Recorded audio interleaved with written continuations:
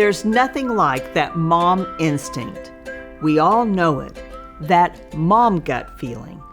Moms have a secret superpower, a sense about their little one, and an unwavering commitment and perseverance to make sure their child has what they need. A mother's dedication and love never ceases to amaze me.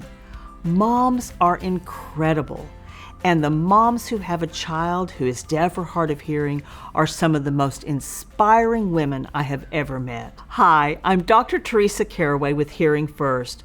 We're here to support and help families just like yours who have a child with hearing loss.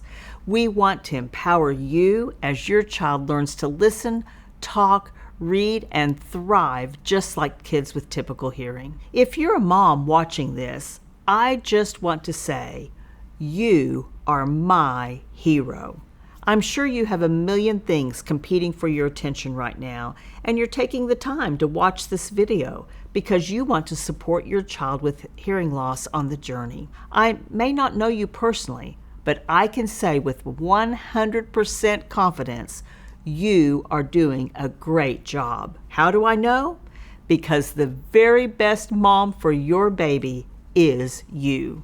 Let's hear from some moms who know what it's like raising a little one with hearing loss. They've got some words of wisdom to share with you. We'll start with Maya's mom, who offers some advice. Hearing loss is very different. It's almost like a fingerprint. Every fingerprint is different, and every hearing loss is different. You can't compare yourself, you can't compare your child, your parenting skills, the milestones they reach. You can't compare any of that. You just have to take your child as he or she is, and then as they reach their milestone, just have those breakthrough moments, be proud of that moment, and then move on to the next one and just take it one step at a time. Now, let's hear from Zach's mom about being persistent no matter the obstacles that come your way. When we first got the diagnosis, we didn't know what we were going to do. The audiologist came in and said, Zachary does have a severe to profound hearing loss, and he continued to talk, but I didn't hear much after that. And they said, what are your goals for Zachary? Immediately I said, I want him to be able to talk. I want him to be able to listen to me, tell him I love him. I want him to be able to listen to our family. I want him to be able to listen to music. I want him to learn to listen and talk. If you can get amplification on a baby as soon as possible, the outcomes of them being able to learn to listen and talk are 100 times greater than if you wait, because every word that's spoken is more vocabulary to his brain. Getting that message to the insurance company was difficult. I still remember the one lady on the phone saying, you don't put hearing aids on a baby. What do you mean you need this paid for? I knew that I needed to fight for what he needed. And I continued to be persistent, to talk and find just the right person that would actually hear what I was saying. His mom went to bat and fought and fought and fought for him, and look at what that hard work has paid off to. Everything that I was fearful of, all those fears are gone. I don't have any fear that he can't step out into the world and do anything that he wants to do. Just like Zach's mom, and maybe even you, Sophie's mom also had to advocate for her daughter to get the care she needed. I was just so happy that she was finally here, and she was a beautiful baby. I don't think I realized the impact of the hearing loss until I brought her home and wondered how she was going to be able to hear me. How was she going to hear me when I told her that I loved her? Or how was she going to hear when I was singing to her? And then I panicked. I don't think the doctor that brought her into the world was very familiar with her condition. We were told to wait until Sophie was of school age to do something about the hearing loss.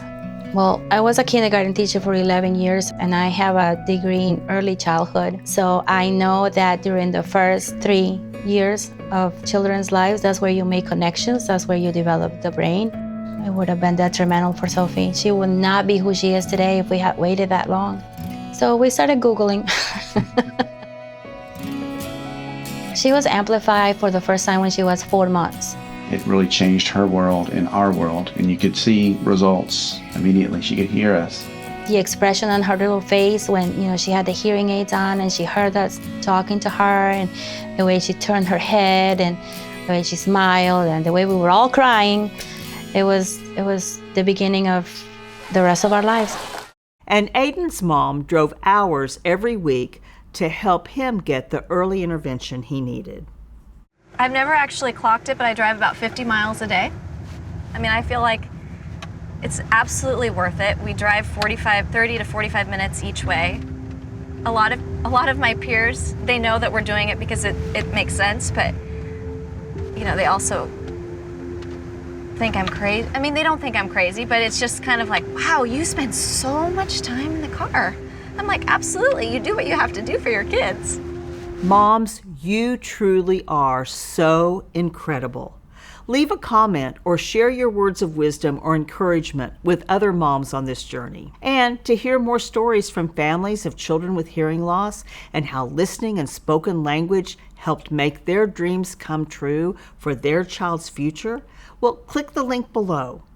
We're also sharing 2 articles from a mom who listened to her mom gut and didn't give up until she knew her daughter would get the support she needed to learn to listen and talk. Wherever you are on this journey and however you may be feeling, you are not alone. Hearing First is here to help you every step of the way. If you'd like to meet other families of children with hearing loss, you can join our private Facebook group or the Hearing First Family Support Community.